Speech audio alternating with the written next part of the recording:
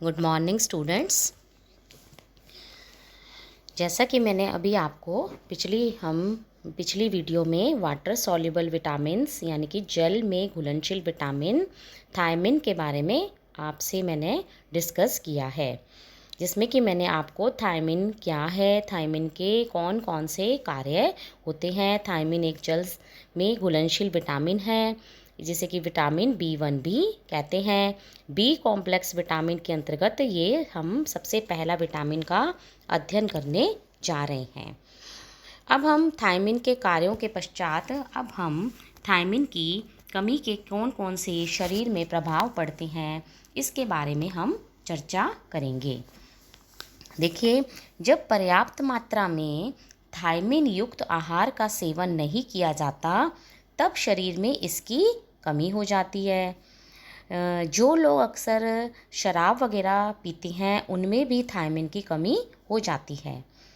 उन लोगों में भी थायमिन की कमी पाई जाती है जो अत्यधिक मात्रा में तो कार्बोहाइड्रेट का सेवन करते हैं, परंतु दाल, हरी पत्तेदार सब्जियां आदि का जो प्रयोग है वो बिल्कुल भी नहीं करते।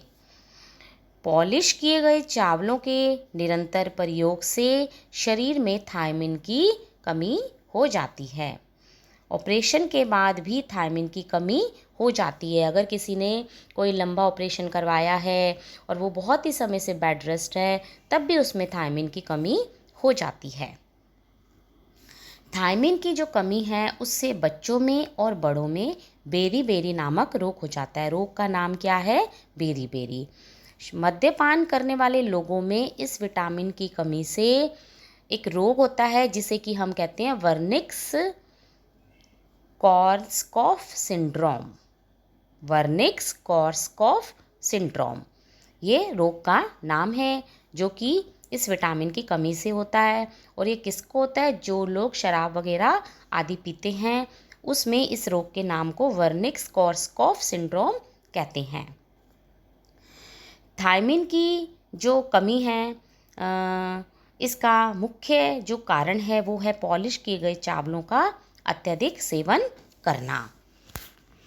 अब अगर हम बात करते हैं थायमिन की कमी के, तो थायमिन की जो कमी है उससे बहुत सारी हमने अभी आपको बताए हैं। जैसे इससे बेरी जो रोग के जो लक्षण होते हैं वो कौन कौन से होते हैं उसके बारे में मैं आपको बताना चाहूँगी। देखिए, सबसे पहले है भूख ना लगना। व्यक्ति की जो भूख है वो ख़त्म हो जाती है। पाचन संस्थान उसका गड़बड़ा जाता है, यानी कि या तो उसको बहुत अधिक कब्ज हो जाएगा, अपच रहेगा, पेट में उसके अफारा सा रहेगा, उसको लूज़ मोशन भी लग सकते हैं। इस तरीके की उसकी डाइजेस्टिव सिस्टम संबंधी डिसऑर्डर हो जाते हैं। चक्कर आना, शीघ्र ही व्यक्ति थकान महसूस करता है, सांस फूलना, सामान्य कार्य करने में भी अरुचि होना, सिर दर्द होना, पेट दर्द होना, अस्थिरता और मानसिक असंतुलन होना, पैरों में कमजोरी महसूस होना, चिड़चिड़ापन आ जाता है। और बेरी रोग में व्यक्ति को बात पर क्रोध भी आता है। वजन में अचानक से कमी भी देखी जाती है।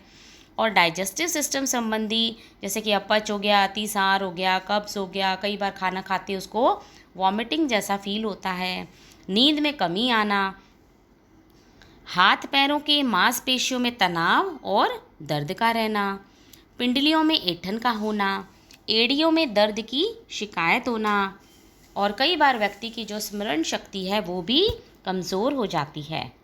शरीर के विभिन्न अंगों में पानी भर जाता है और उसके जो हाथ, पैर, चेहरा, गर्दन आदि उसमें जैसे कि सूजन महसूस होती है। हाथ पैरों की पेशियों का जो कमज़ोर होकर नष्ट हो जाना, ये जो सारे जो हैं ये कॉमन सिम्टम्स हैं जो कि बेरी रोग के लक्षण हैं।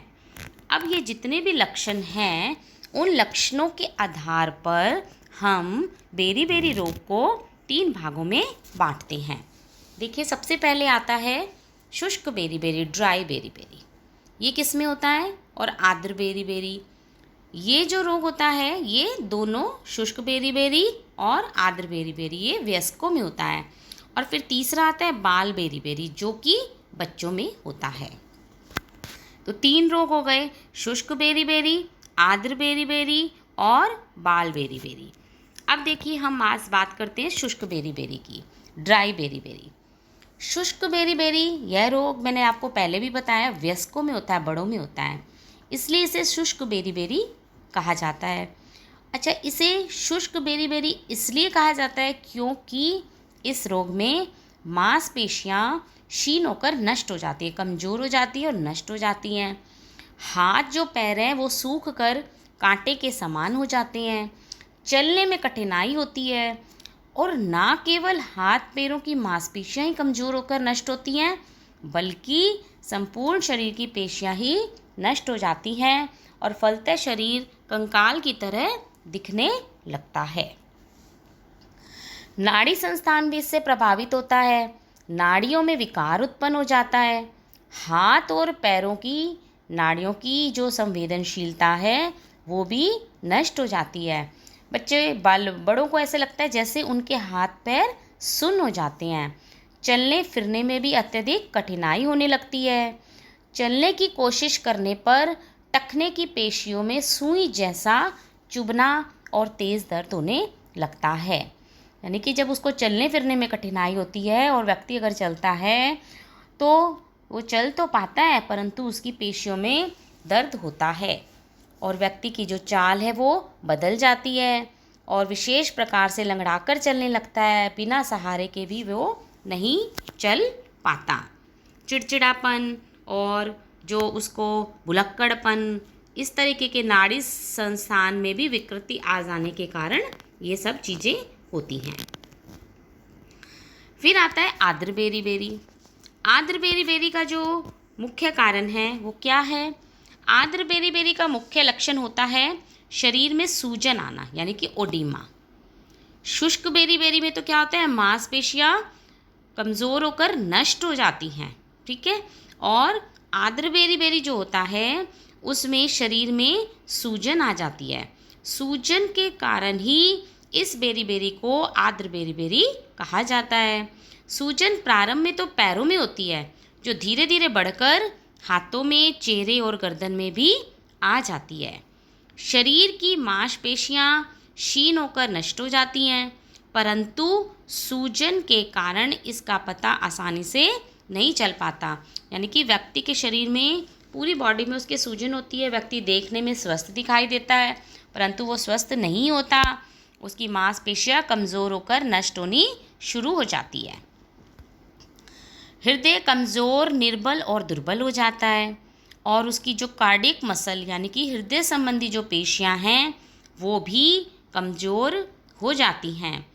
हृदय गति में अस्वाभाविक परिवर्तन आ जाते हैं और कभी तो हृदय की गति तेज़ हो जाती है और कभी कम हो जाती है।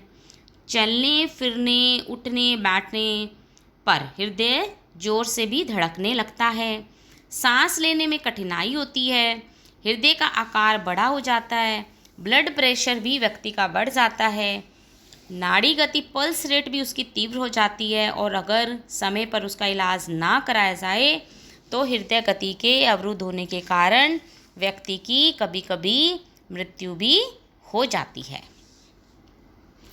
तो ये दोनों जो चीज़ें थी ये थी अपना बेरी बेरी थायमिन की कमी के प्रभाव, यानी कि जो थायमिन है अगर प्रॉपर जो लोग पॉलिश राइस जो कंटिन्यू खाते हैं वो हानिकारक होते हैं और इसकी कमी से ये सारे लक्षण हो जाते हैं जिसे कि हमने शुष्क बेरी बेरी और आर्द्र बेरी बेरी के रूप में हमने बांटा है। शुष्क भी यहाँ पर दोनों चीज़ों में फ़र्क है। शुष्क जो बेरी बेरी है ये दोनों ही रोग मतलब कि बड़ों में होती हैं परंतु यहाँ ये ध्यान रखने बात है कि जो शुष्क बेरी बेरी है उसमें मांसपेशियां नष्ट हो जाती हैं और आर्द्र बेरी बेरी में शरीर में सूजन आ जाती है।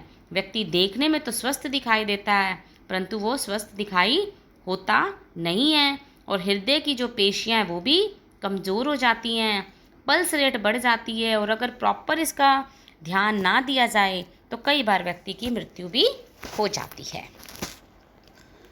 धन्यवाद।